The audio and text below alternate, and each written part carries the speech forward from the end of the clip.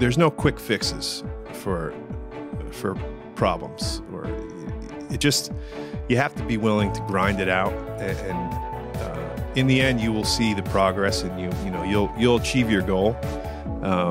But you got to be able to stick with it, and you got to have an open mind, and you got to be able to learn new things.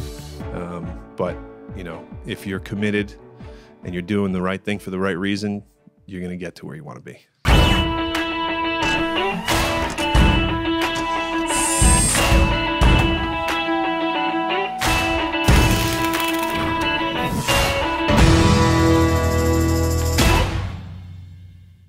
Hey, it's Ari Santiago, President, CEO of IT Direct.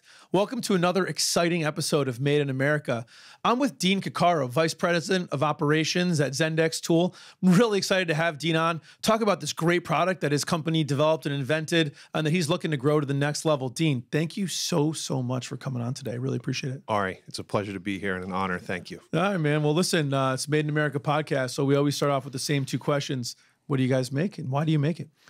All right, so Zendex Tool makes jacks and dollies. Basically, if you have a vehicle with tires, we want you to roll it with GoJack. There you go. I like that. Yep. And so, that's so why do you guys make that? What's kind of the background? Give us the genesis. I know Zendex is a 1984 Connecticut success story, or That's began right. then. Yep. Maybe give us kind of the background. How did we get here?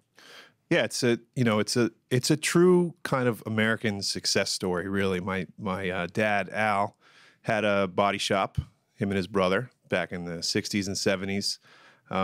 Were doing a lot of paint work. They did like crazy paint jobs on motorcycles and cars and all this stuff, and a lot of really high-end body work on European cars. And they're starting to get busier, and they needed a way to efficiently and quickly move cars in and out of the paint booths.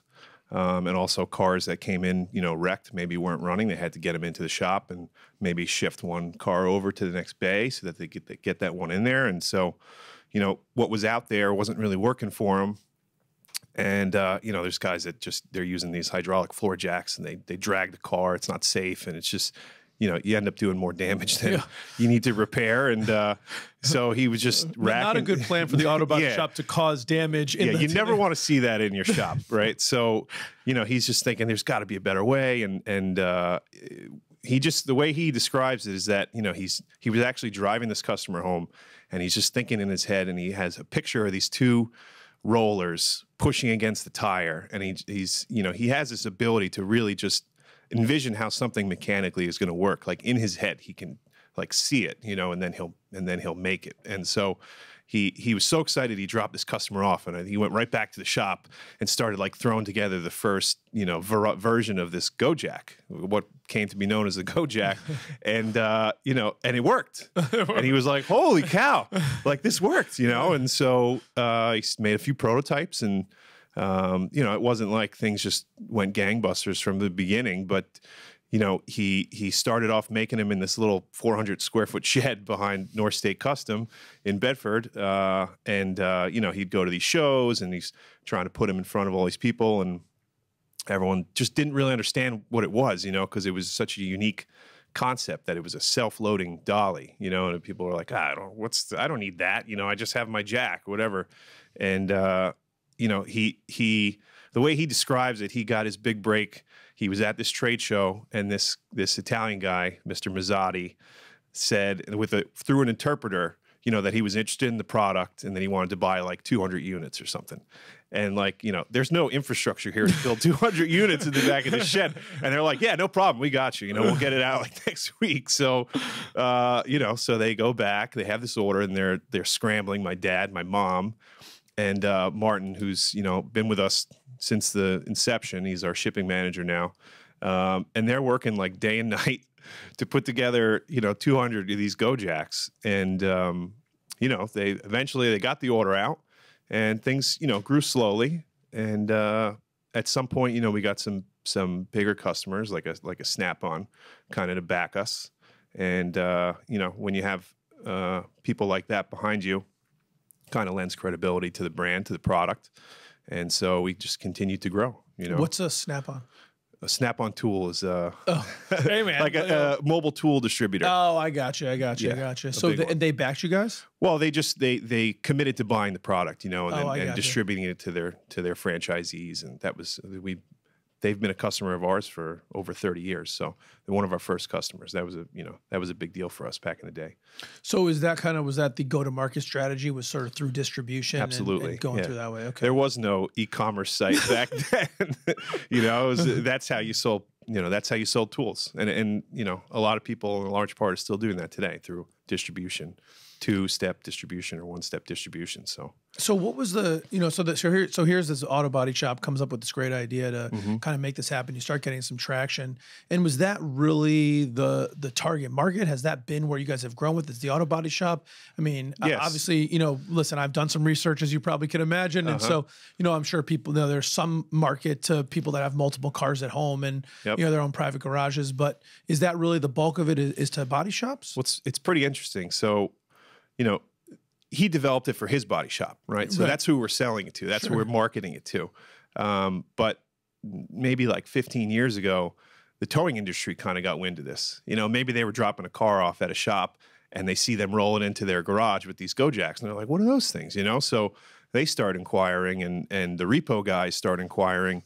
And this whole new market opened up for us because, for them to have these self-loading dollies on their truck. If a car's parallel parked, for instance, and you need to tow it, you can just take 2 Go Jacks, you put one on each of the 2 front wheels, and you can, pivot the car out so you can hook it and go, without having to do any kind of other crazy stuff, and it's fast. And so, they really took a liking to the product, and they're a big market for ours.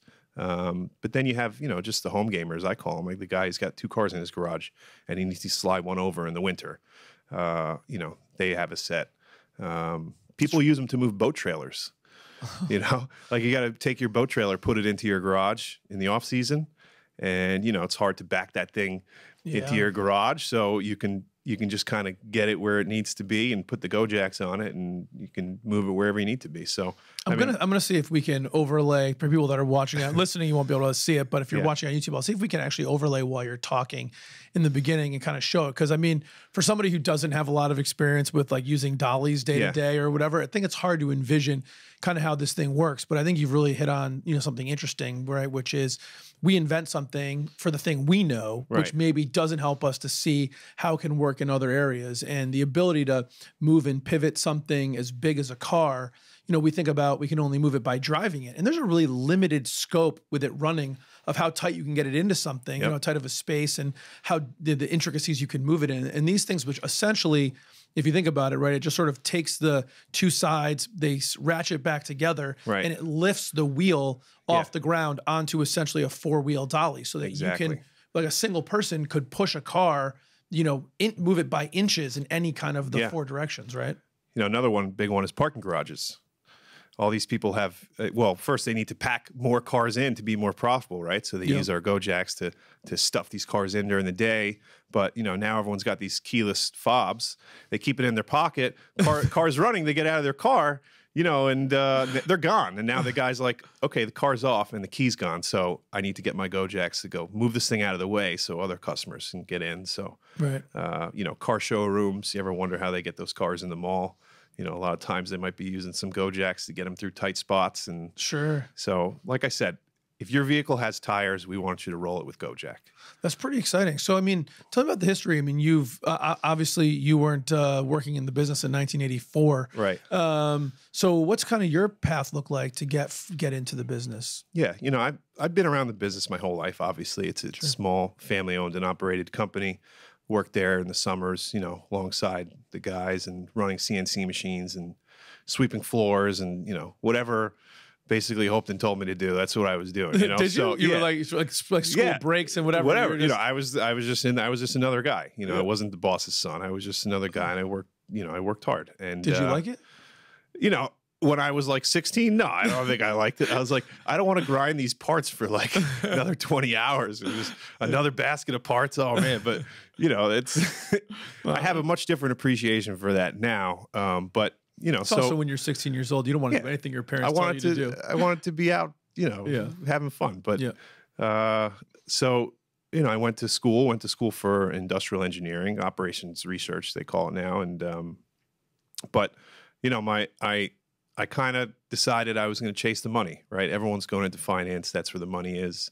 And so that's where I went, and I got started a job at Lehman Brothers. And for the people that don't know, you're no slouch, by the way. I mean, you went to an Ivy League school, Cornell graduate, smart guy, and then decided to hit that finance train. Yeah. So, I thought that's what was going to make me happy, right? So making money. And at first it was great, and when I was at Lehman, the mentors that I had there and the quality of people were just like second to none. And then, the crisis happened in 2008 and they went under and I went out. You were there at the bitter end. Yeah, we all think of it, the people walking out of the building, like holding those boxes. That was you really crazy. Just a really crazy experience, What was that like? Do you remember I remember literally Dick Folds, the CEO at the time, coming around to all the trading floors. At that point, I was a market maker on a desk, trading bond desk, and he was giving these like rah-rah speeches, about how we're fine and don't listen to what people are saying and all this stuff. And, everyone believed that. And I think he believed it, but that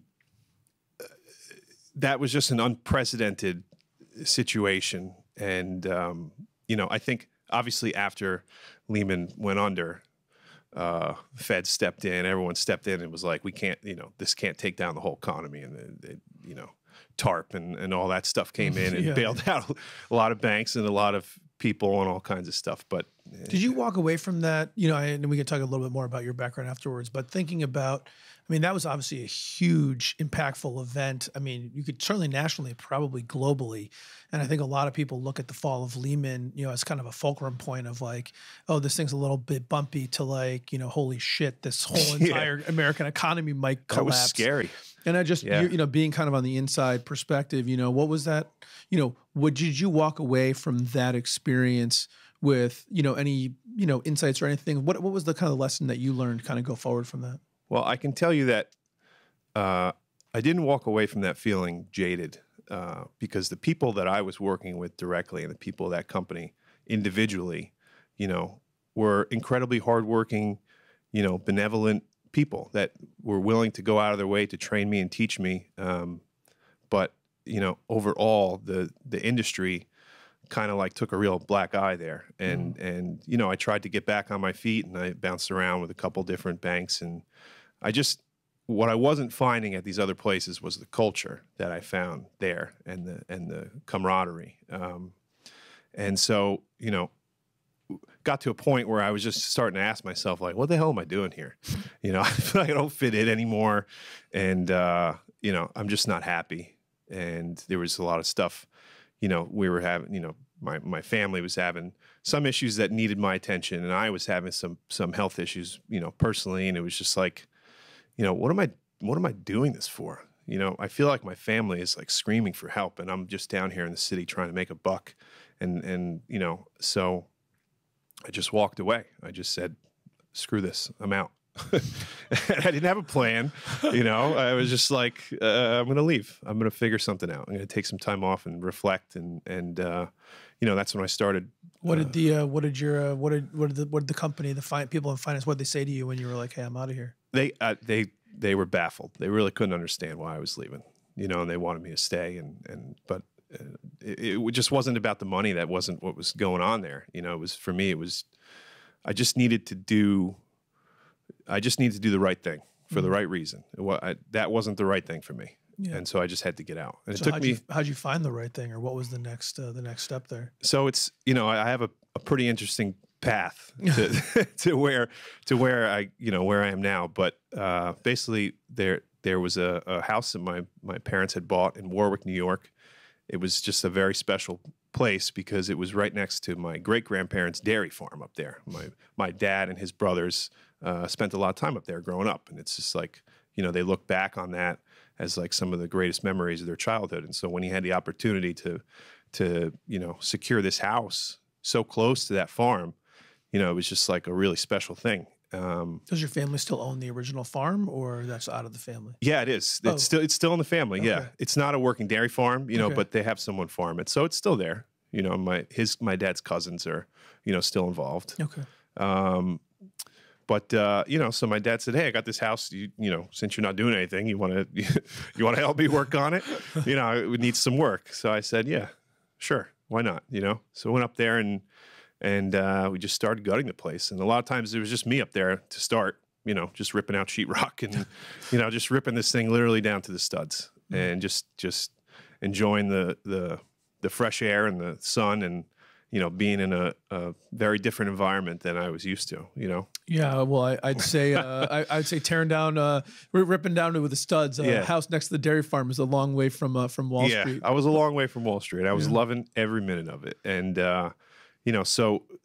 how demolition in general is pretty therapeutic. It is. It was, and it was exactly what I needed. Yeah. So that was just a really special time.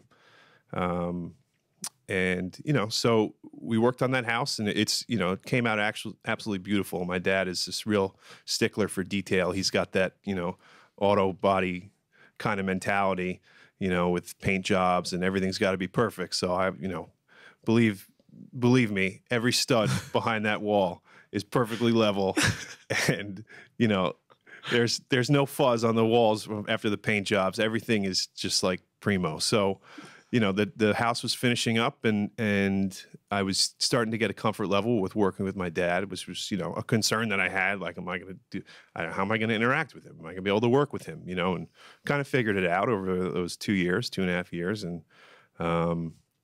then I said, what are you planning on doing with this business? And at the time, he kind of was thinking about selling it.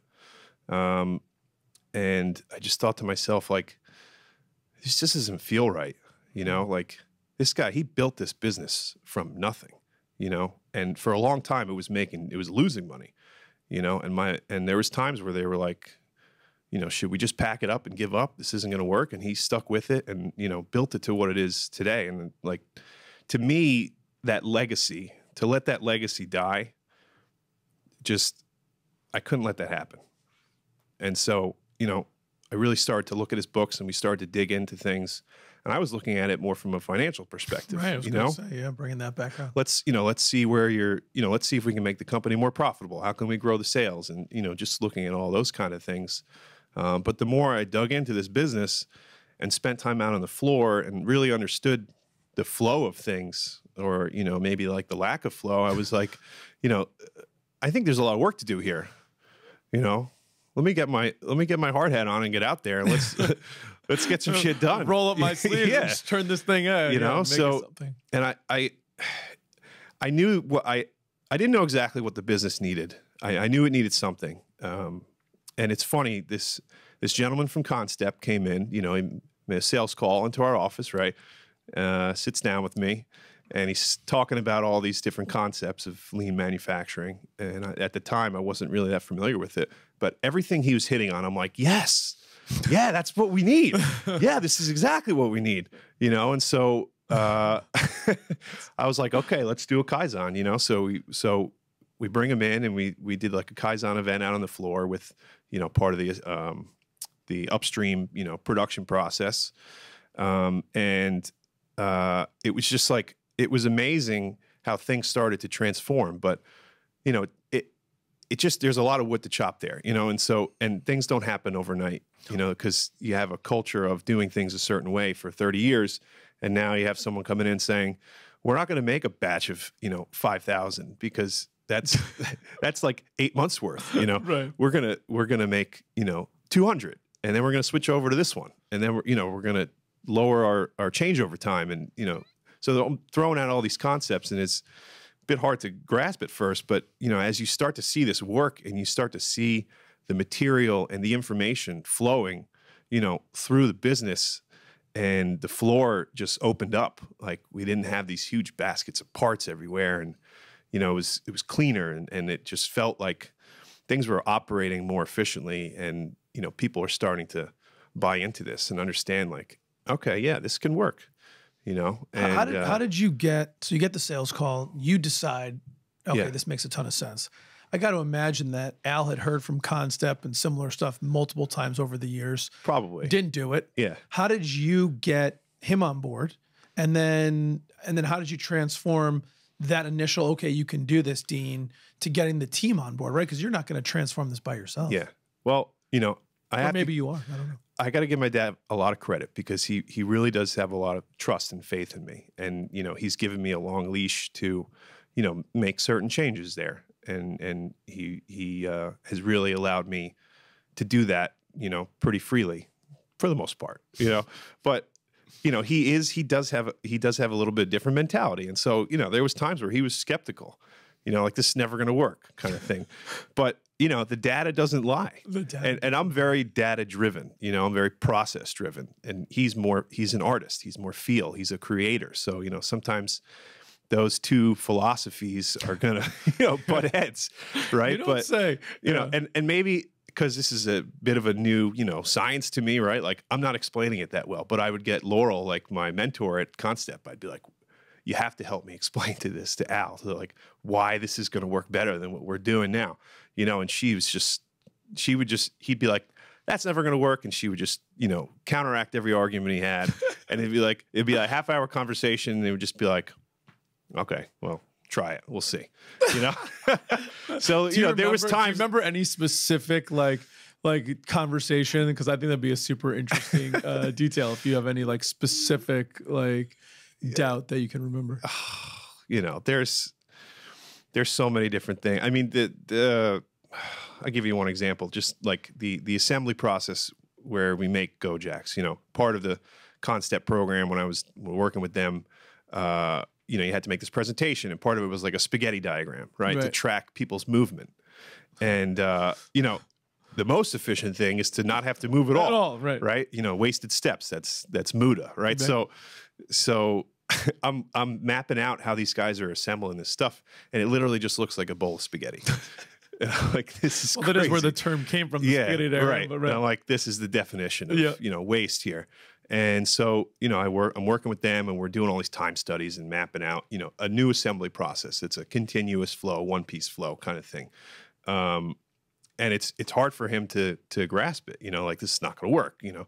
And so we did like a test run, you know, and at first it takes a little getting used to for the guys, you know, they're doing things one way. Now we're kind of switching over. But after maybe like 5 or 6 cycles, you know, you start to see that the timing is hitting and it's flowing. And, you know, for him to see that, I think that was, you know, one thing where he was like, okay, maybe this can work, you know. And sort of success probably breeds more success, right? There's maybe doubt in the beginning, but one thing works, and then you're like, oh, maybe this will work. And then another thing works, and another thing works. You sort of earn yourself some credibility to be able to do more and more. You know, and there's a big concept with Lean of just, you know, the pull from the customer. You know, so you want to make what the customer is ordering, right? You don't want to just make a huge batch of this and it doesn't turn, it sits in the warehouse. And so there was a point last year where early in the year where like we were just, you know, a lot of things were hitting. We had been doing some marketing and our sales were really starting to take off a little bit. And, you know, had done a lot of things to increase our capacity, but the demand for like a few months just totally outstripped that. And so we had to get really granular in terms of what we make and when and how and you know, the different variations of GoJack, because we have like 5 different models for different applications. So we started shrinking the batch sizes, you know, drastically from what we would normally do.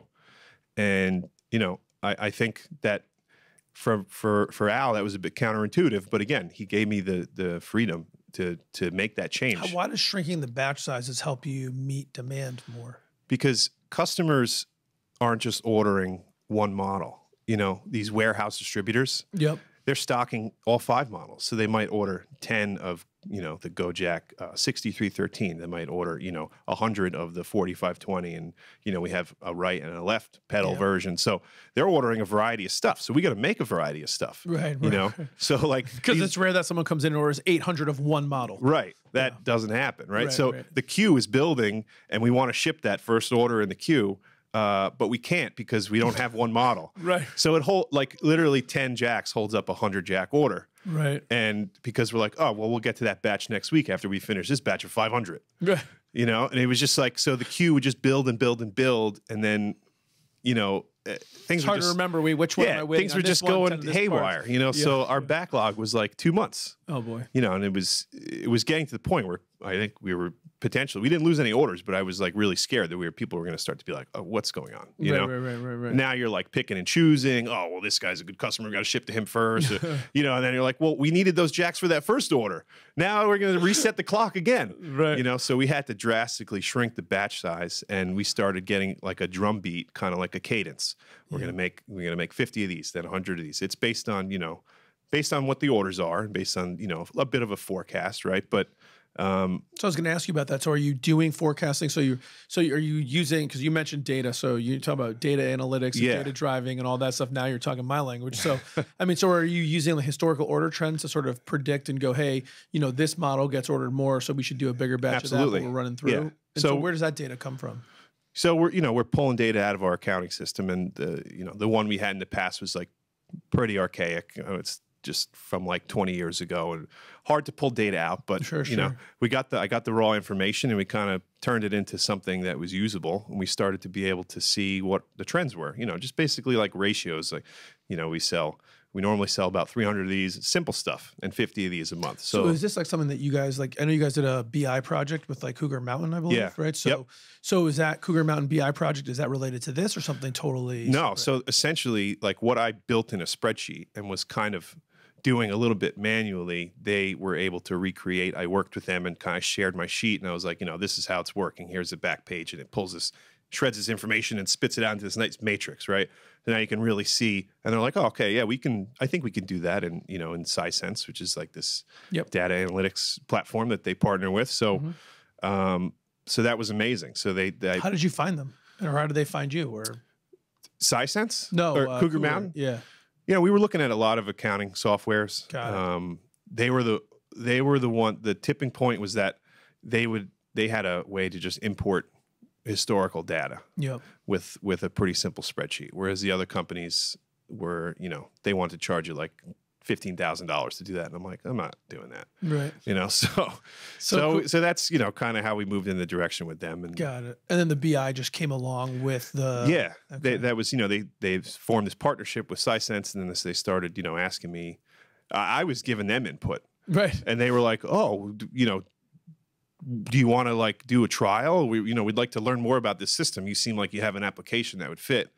And so they basically took, you know, what I created, and we just put it into something that, you know, actually has an API and looks into our, you know, database and pulls out the information. I'm not doing it manually anymore. Right. You know, so when you were in the spreadsheet world, you were manually, or someone was manually inputting like on back end, sort of like what we would call like raw data. And essentially using Excel as a database, which is we see that all too often, and not super effective. I know enough to be dangerous in Excel, but I'm not like building macros. I don't know how to do all that stuff. Right. So, you know, a lot of times it's just literally just crunching the data, putting it in there, to put it into a way that looks nice. But you know, we started to use that matrix and to generate what we're going to build next. And then we started, you know, making production sheets that were, you know. And you were running into the problem probably with that Excel spreadsheet that the more orders you got, the more data you had, the harder it was to keep up, which meant the data you were using to make predictions was getting dirtier and dirtier as you got busier and busier. You know, but now it's very efficient the way it works. And that's awesome. You know, we're getting into a real cadence where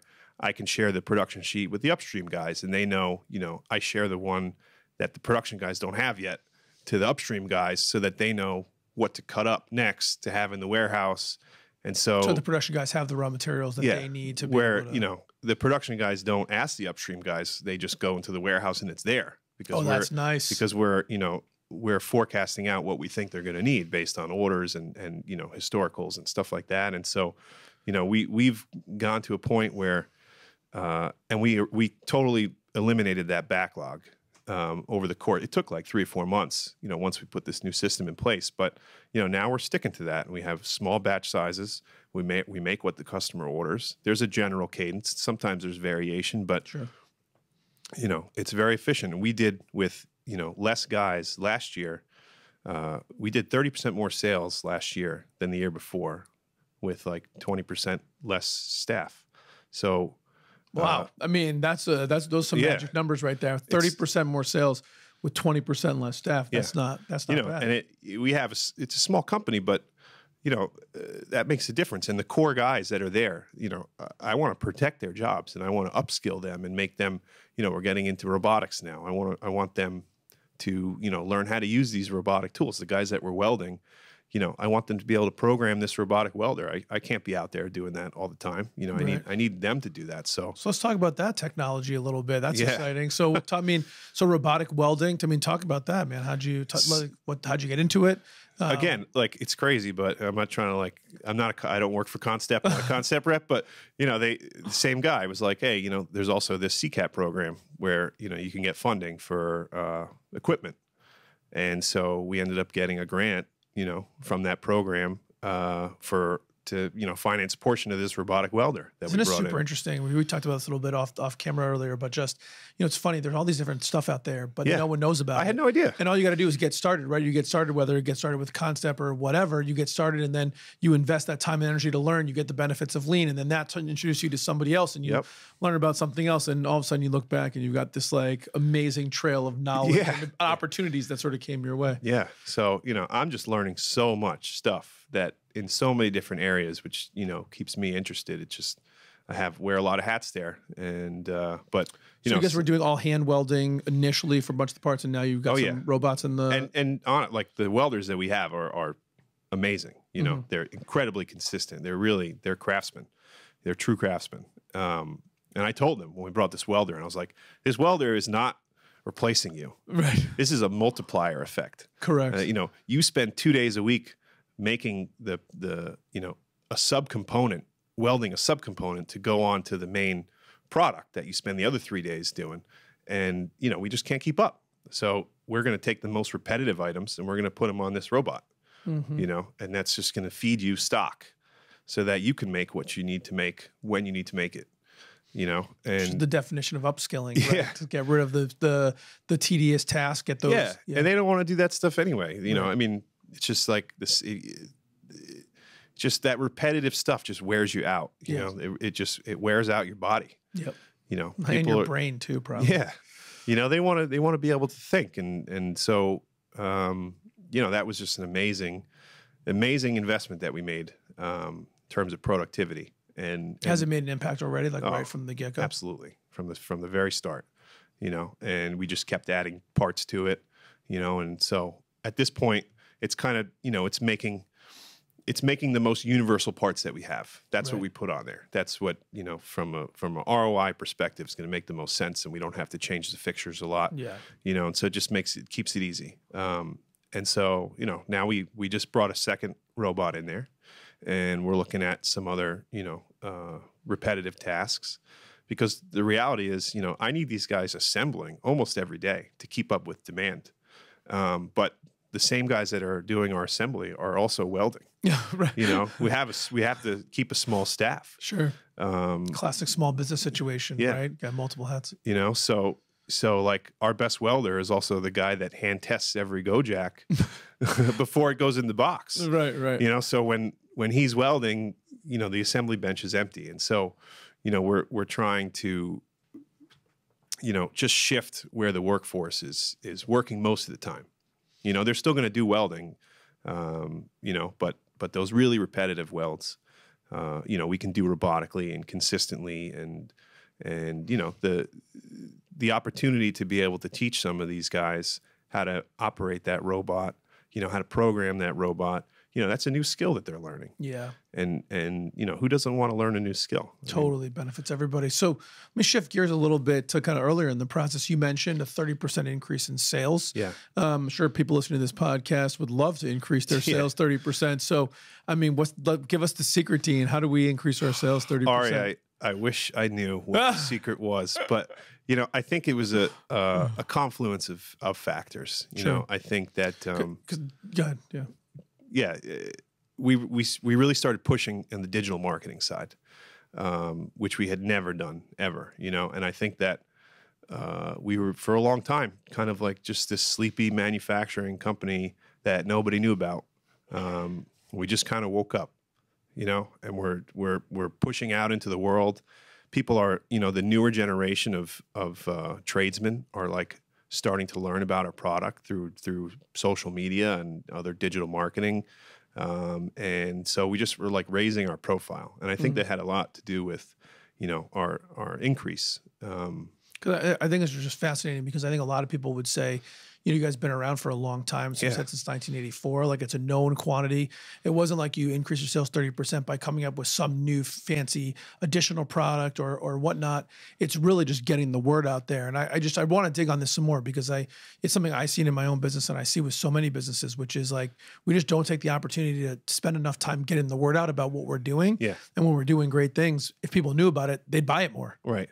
If you think that everyone in the world knows about your product because you've been making it for 35 years, I'm here to tell you you're wrong. And I go to trade shows. You've seen that movie. You're here to tell us. Yeah. I'd go to these trade shows. Like SEMA is a big show out in Las Vegas. It's an aftermarket car show. It's absolutely insane. It's getting bigger every year. And there's a lot of young people go there because they want to see all these new cars and these new builds and all this stuff. And so many people come to our booth and they're like, this is crazy. What are these products? Like, you don't know. You never seen a GoJack? They're like, no, I gotta get that from my shop. And I just started being like, the young people don't know about our product. Right. They need to learn about our product. And so that was kind of a revelation like a year or two ago where I was like, I just figured everyone knew about it. Right. And a lot of people do. I mean, it's if you're in the trade, you probably know about that product. Sure. Or, one of the, But listen, the silver tsunami is hitting everywhere, right? I mean, that baby boom generation, people are turning over. And if you're not out there telling the story and they're not learning it from somebody else, that knowledge could be retiring along with them, Yep. Yeah. So how did you, so you see the opportunity, you decide, okay, we got to get the word out there. How did you get the digital marketing going? Well, I'm not a digital social media guy. My wife hates me because I don't post pictures of us on sorry, Whitney, I love you, but it's just not my style. So I don't have Facebook. I actually had to create a Facebook account to manage our Zendex Tool Facebook account. They won't let you. No, that's right. Bastards. But, Zuckerberg's getting you on that platform one way or the other. Exactly. So it just started very small, but just I don't know what the hell I'm doing on there, but I'm finding accounts that seem like they would like our product, and also just finding people that are posting pictures of our product on Instagram, unsolicited. Yeah. And I would, started just connecting and interacting, and it just kind of grew on itself. And the biggest boost to that was at SEMA 2 years ago. We had a new product we call the GoJack Air. It's a pneumatic floor jack. There's no hydraulics in it, so it's not really anything like this out in the marketplace. It's patented, it's trademarked, and we're just starting to ramp this thing up. But we launched it at SEMA. We had a car in our booth, and we're jacking the car up with this jack. And it's super fast and low profile. Dude, I mean, you watch the video, it's very cool. Yeah. I mean, anyone that's ever had to jack up a car for any reason whatsoever, you'd like see it in action. And my first thought was, where has this been my entire life? Exactly. So there's plenty of haters that are like, this is too expensive. I have a floor jack. And I'm like, all right, fine. You could buy 10 of those over 10 years, or you could buy one of these over 20 years. And, who's going to come out on top? But that's okay. People, there's all these like YouTube personalities and Instagram people coming around SEMA, and this guy Dan Maxey from Tools in Action comes by and he's like, oh, Zendex, you guys make the GoJacks, I love your products. And he was like, I thought you were like this big corporation. And I'm like, no, it's just me and my parents here. And he's like, that is so cool, you guys are a family-owned business, that is so cool. He's like, what do you what's new, what do you have? And I said, well, let me show you our new product. And he was just like, I got to get this on camera, So he does a video of me, operating this GoJack Air, lifting up the car, and he posted on his account.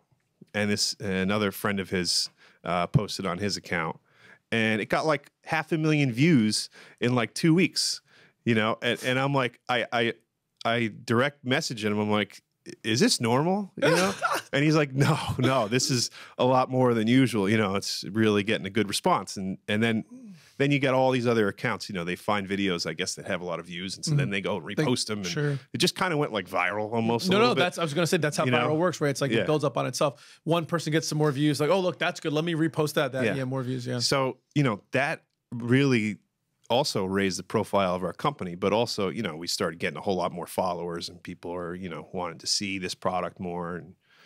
So that was kind of like what took us to the next level there on the social front. And we have like 3,000 followers. So we're not anything special, but before that we had like 400. So, it's a step in the right direction. But and you think that did that posting that fame, if you will, generate sales? I think it did. I think you could make a direct correlation between when those videos started hitting the internet and, all the views they were getting and the sales. I just think that, again, if you think people know about your product because you've been making it for a long time, you're wrong. Yeah. You have to tell people, and you have to get out there, and you have to be in the places where those eyeballs are. Yeah, it's funny, looking at the product and getting to know it. So, the audience doesn't really know, but we actually kind of ended up getting connected a little bit through your wife. That's right. Because as luck would have it, your wife ends up going to work for a tech company that IT Direct does business with. That's right. And so roundabout through there, that's kind of how we got introduced and have looked at the product and seeing what it does. My first thought was, how have I never heard of this before? Yeah, right.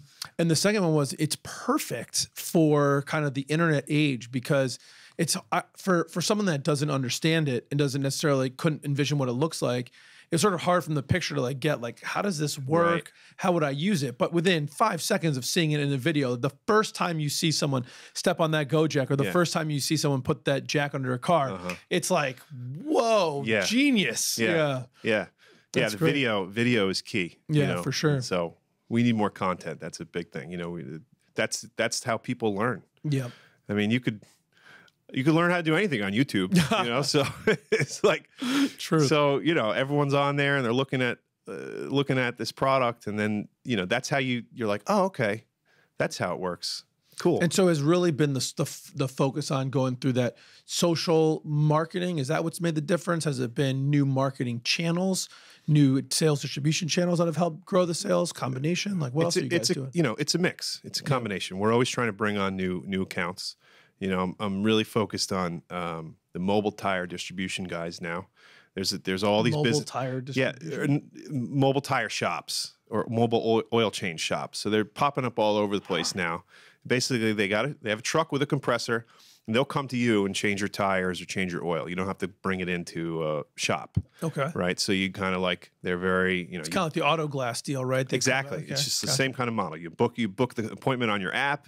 They come over, and and they need, most of them have compressors on board because they're doing things on the tires. So it works great with like a rack jack, our pneumatic jack. They have those on their trucks. They might have go jacks. Maybe they need to move. Maybe the car's not in the best position for them to do their work, so they got to roll it out. So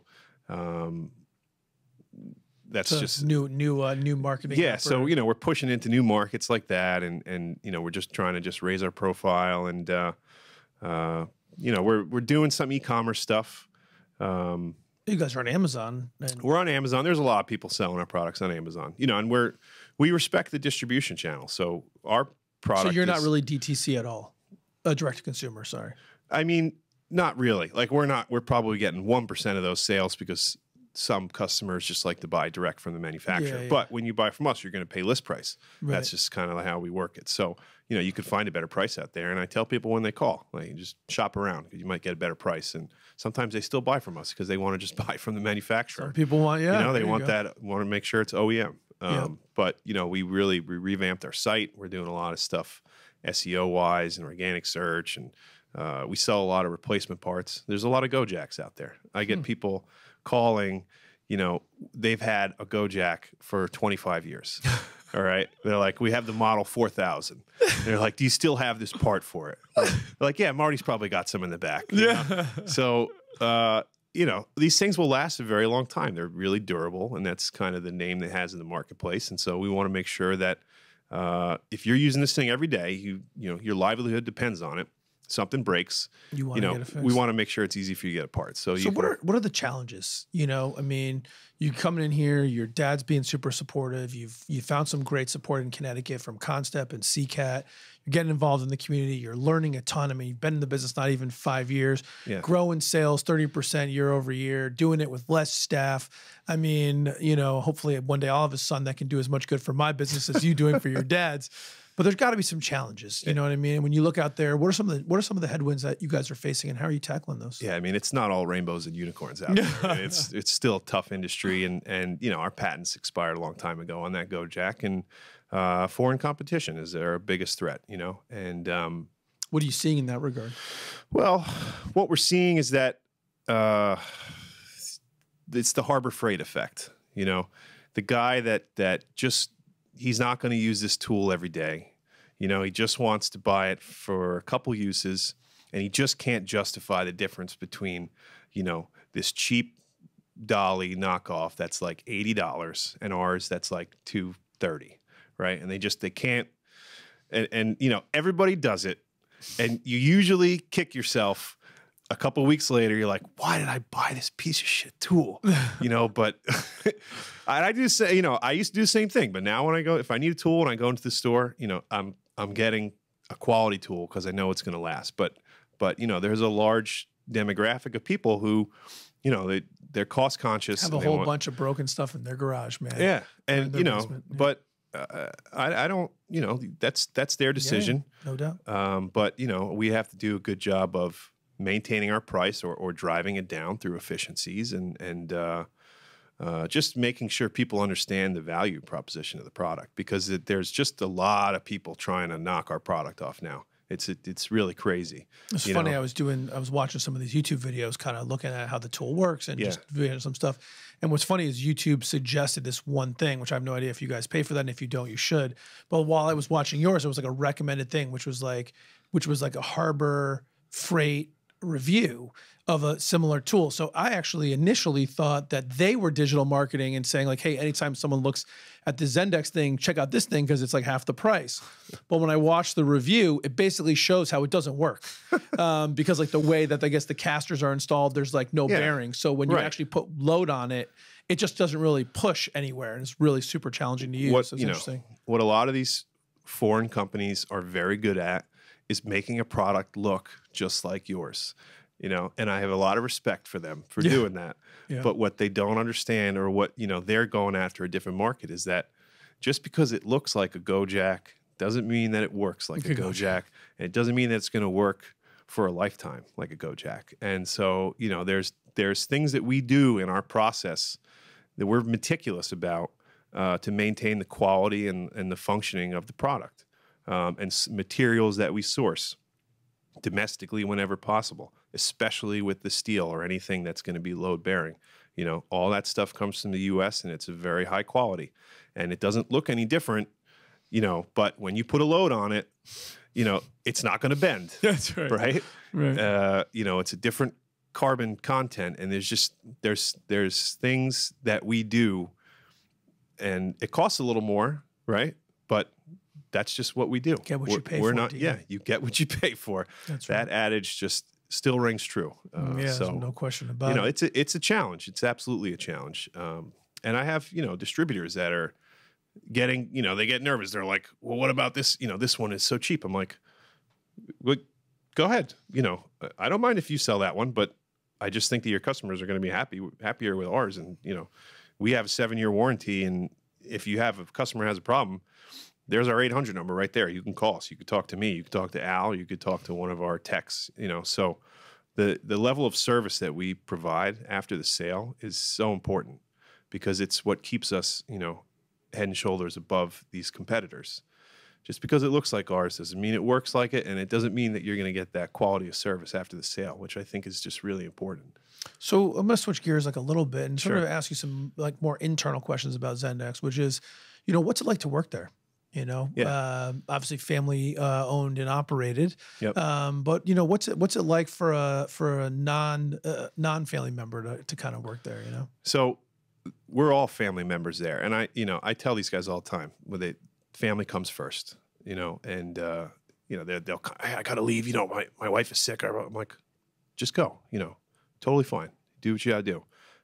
But it's funny. There's a lot of family within the company, not just, you know, the Coccaros. Not just the Coccaros. Yeah, right. There's you know, there's a gentleman, Silas, has been working there. He's like one of our best guys. He's been there forever, and his son just came from Guatemala, and he wanted his son to work there. And I said, if he's anything like you, I would love to have him work here. So that's a second father-son combo that's working there. And it's great. I just get such a kick out of it when I go out on the floor and I see the two of them working next to each other. It just makes me so happy to see that, And we have another guy, one of our main welders, and his son just came on and is working with us. So we have 3 father-sons. We have 2, then we have 2 brothers. So it's very much like a family affair. It is a family affair, not just for the Coccaros, but for everybody else too. So it's a tight knit group, and everyone works really hard there. These guys, they put it out on the line every day. And if someone's not, they generally don't last very long there. There's just no room for that. So. You guys kind of do the core values thing. You guys have kind of defined core values. You kind of do any of that business stuff? Like I said before, I felt like we're like just woke up a few years ago. Yeah. We were just chugging along and we made a great product and but there's a lot of wood to chop there, and I look forward to that. I kind of like thrive with that challenge. But one of the things is really like defining what our core values are. I think I have a sense of what they are, but it needs to be out there and everyone needs to be on board and understand it. And, that's a big goal for this year, is to kind of define what our mission statement is, really formally define it and our core values and live that, and if anyone there who doesn't want to live that, then, they're probably not going to last there very long, right. So we really, we want these guys to buy in. And I listen to a lot of your other podcasts and I'm learning a lot through that and just the cultures that these other companies have cultivated. And that's, we're not there yet, but we will be. Yeah, on the way. That's awesome. Yeah. So, we're coming up on 5 years since you it's been more than 5 years since you left finance. There's a little that gap in between with some construction. But I just wonder if you might want to reflect, because something that I've noticed, and I don't know if it's just because we're in Connecticut, and so Connecticut has a long manufacturing history. We also have a long insurance and finance kind of history and industry. And I've noticed a lot of people that have been on the podcast, other people that will be on, who kind of were in finance or maybe went to go to finance and sort of came back into manufacturing. And I'm just curious, as you look back and reflect, what do you think about that transition and what your experience there that you maybe brought with you, and whether you kind of love that you made the change or you regret it, or just maybe share some of that? Hey, there's days that I feel nostalgic about my old days, right? But then I think about how miserable I was sometimes. And to me, I felt like I got out of college. I chased the money. That was my dream, right? But it really wasn't what I was meant to be doing. And I couldn't be happier to be where I am, and to be able to try to continue the legacy that my dad created. That's just really powerful to me. That means a lot. And to have the opportunity to do that is just incredible. And I just feel like right now I'm doing the right thing for the right reason. And that just, it resonates with me. And when I go home at night, I feel good about what I've done. And, just personally, it's just more rewarding when you feel like you're working for a cause that you believe in versus, just grinding it out for the money. It's a totally different feeling. Yeah. So I like the latter better. It's better than the former. Yeah. So made the right move. Yeah. It was hard. I had to totally retrain my brain in the way, I'm learning just like through a fire hose. I have to be an expert on every single, thing that we do at this company, whether it's out on the floor or, in the office or, I really, to be the operator, you really have to have an understanding of what these guys and girls are doing out there. And, but it's been like a great experience just to learn so many new skills and just it feels good, right? Getting your hands wet, getting your hands dirty rather, and just kind of seeing something materialize and learning new stuff. That drinking from a fire hose, right? It can be a lot, but it's exciting. It's exhilarating, And sometimes I feel super overwhelmed. I bet. I just say to myself, all right, I try to just break it down, and I got like one task right now that I got to get done. And it's like, if you start trying to think of the 50 things you're supposed to do, then nothing gets done. Nothing gets done. I just take it brick by brick, and we're just building it up. And that, that's the way you got to just grind it out. So. What did you, when you first came back and decided to make this thing happen, there's a lot of family manufacturing businesses in Connecticut. And I'm just curious, how much you could share about the conversations you had with your dad about you kind of taking a stronger leadership role and how you guys sort of planned that transition. Because, one of our goals in doing this podcast is to help people learn. And you mentioned you've learned from some of the other episodes. And I just wonder if there's some lessons some of the audience could learn about how you guys have been able to sort of successfully navigate that transitional period, which I'm sure is not easy Look, for either side. It's tough. It's tough, especially when, you have different philosophies about things. And there's that family dynamic. So, there's times where we're butting heads, right? But, at the end of the day, he's still my dad and I still love him. And I'm not going to hold a grudge against him for, something he wants to do that I don't agree with, right? But, you have to just, you find the things that you can add the most value in.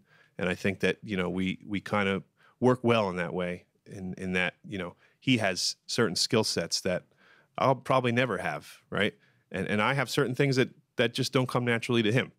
And so we've kind of just have naturally gravitated into this, this cohabitation where, I know what he's going to do. I know what I'm going to do. And, stay in your own lane type of thing. Yeah, stay in your own lane to some extent. Did you guys talk about that? I mean, was that a conscious conversation? You sit down with Al, or maybe Al sits down with you? Yeah. And it's sort of like, hey, Dean, this is how we're doing it. It would have been probably a little easier if we did. It's like from the beginning, we had to, we kind of fumbled through, and we found out how that was going to work. And I think anybody who's the son to a father has probably experienced the challenges in father-son open communication at times. Yeah. We're not the best communicators, but we're working on it. So we just kind of found our way, and we're in a good place right now, I think. And, did you guys have a specific conversation where, because you had sort of the ramp up, right? Because you had the house project and that construction work together. Was there a conversation where he was like, hey, Dean, do you want to come back and do this thing? Because I don't know that I want to keep doing it. Or did you go to him and say, Dad, how did that kind of go down? Well, we were entertaining a buyer for the business. I was just going to help facilitate that. And then we started, putting a valuation on the business and looking at, what we could get, what the buyer could pay. And, then you start to look at what's left over after the tax man gets his chunk. And I was like, why don't we just improve the business and keep doing this for 3 years, and you'll get the same end result. And, let's do this, so we kind of, we changed course. We decided, that he wasn't going to sell the business, and that I committed to being there, wholeheartedly. And, we just went down this path of let's build this business up, let's have a second act. We're not done yet. And how's that second act going? I mean, it's going well. Seems like it's going well. We'll see. We'll see what this year holds, and what tricks I'm going to pull out of my bag to keep it going. But so far so good. And you're a smart guy, Dean. I have a feeling. I feel there's a lot. I'll think of something. Yeah, there's a lot. There's a lot more to go. So before we kind of get to wrap up and do some rapid fire round of questions, I wonder, do you know what you and Bob Kraft, the owner of the New England Patriots, have in common? Oh God, I have no idea. Ari. He played sprint football. Oh, okay. Yeah, you're right. And I think That's you right. played sprint I did. football, which is really interesting. And I'm not super manufacturing related, but I had never heard of it. Most people haven't before. And so maybe you'll share with the audience what sprint football is. Because now that I know what it is, I've been obsessed with watching it on YouTube now. Yeah. Yeah, I'll tell you a little bit about that. Please go for it. I was a pretty good high school football player, but I'm not going to the NFL, clearly. A little too slow for that. So my athletic director at my high school was like, oh, well, there's this sprint football program, at Cornell. And I heard you're applying there. Why don't you? We should introduce you to the coach. So it's a league. Basically, it's self-funded. because it's a varsity sport, right? But because of this Title IX rule, there's already the varsity football team, so they don't get funding. So it's funded by the schools, which has kept it kind of small because not every it's funded privately by the team itself. Sorry, so the teams, by the players. Well, by like alumni. Oh, no kidding. Yeah. So it's self-funded. Gotcha. So basically the gist of it is every Wednesday you weigh in and you have to be under 165 pounds, and you play on Friday nights at whatever weight you want. So I don't know where this is a podcast. You can't see what I look like, but I'm not 165 pounds, right? But so that was a challenge, but it gave me the opportunity to play football in college, and so I spent nights cutting weight, whatever, or go there and weigh in on Wednesday mornings, and then I'd step on the scale Friday night for that game, and I'm like 185, ready to roll. But it was just a crazy experience, and so it's Army, Navy. Princeton, Penn, Cornell, and I think there's a couple new schools now. Schools, so it's growing, and the thing is, there's a lot of all the same rules, right? So if you watch it, it's they're football. same pad. It's American football rules. It is absolutely playing the same thing, but everybody's basically the same size, pretty much. And so it's what's so cool about it for people that kind of enjoy football is that it opens up a whole different playbook because your center and your guards are the exact same size basically as your wide receivers and your halfback and your quarterback. So the speed of the game, it's fast. It's real fast. It's a hard-hitting, fast game. Yeah. It really is. No one's ducking under anyone. No, a lot of kamikaze maneuvers I've seen in the clips I was watching. And but it gives an opportunity for some of these kids coming out of high school who are not going to play, Division I football to keep playing because that's what they love to do. So that was so cool for me to do that. I love that.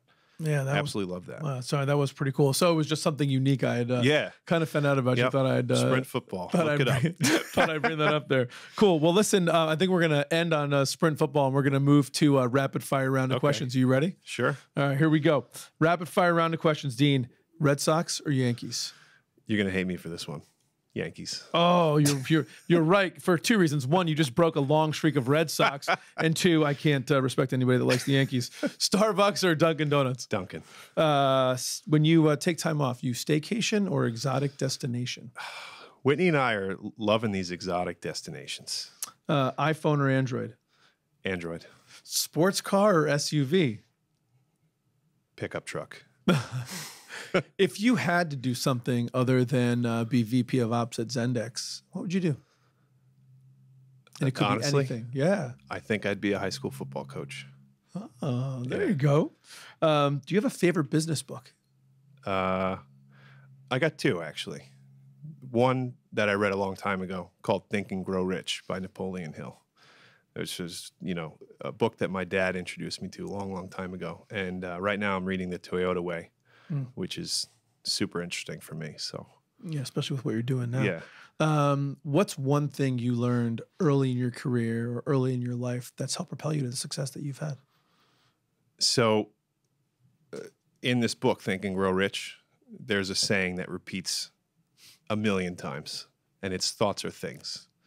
And it's just, if you can conceive something and you believe that it can happen, you can achieve it. And it's, it sounds a little corny, but honestly, it served me well. So, I can't hate on that. That's really a good thing. That's a great thing. What's one thing you learned later in your career or later in your life that you wish if you could go back and young Dean would listen to you, it'd really help him a lot? Don't chase the money. Do the right thing for the right reason, and you'll be okay. Dude, that's fantastic. I'm going to leave it at that and go to our closing question. Or maybe I'm not going to leave it at that because it's funny. I think often what I would say in all answering these questions, and I've been waiting for someone to bring up Think and Grow Rich.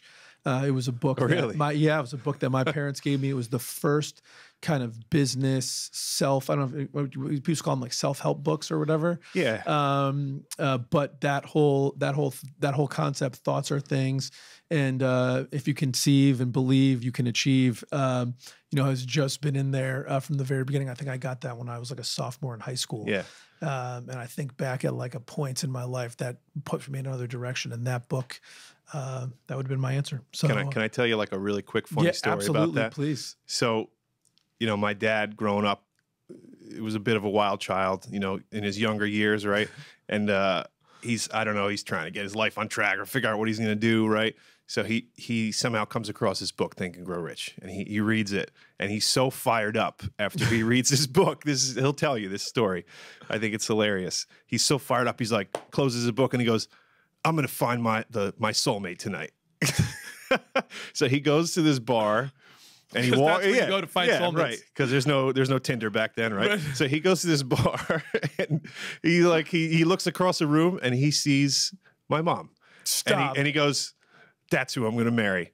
And so, from my mom's perspective, when she tells this story, she says, "Yeah, he had this long hair and a mustache, and he just stood behind me like a creep for like 5 minutes until I turned around and talked to him, but he was just like determined." He was like, I'm gonna find my soulmate, and he walked in, and that was her. And he just stood there until she recognized him, and the rest is history.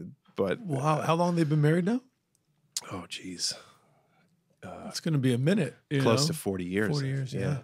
Wow, maybe more. Yeah, that's a hell of a long time. That's a hell of a story, right there. Yeah. Think and Grow. So he was like, he gave it to you, and was like, you better learn something from this book too. Yep.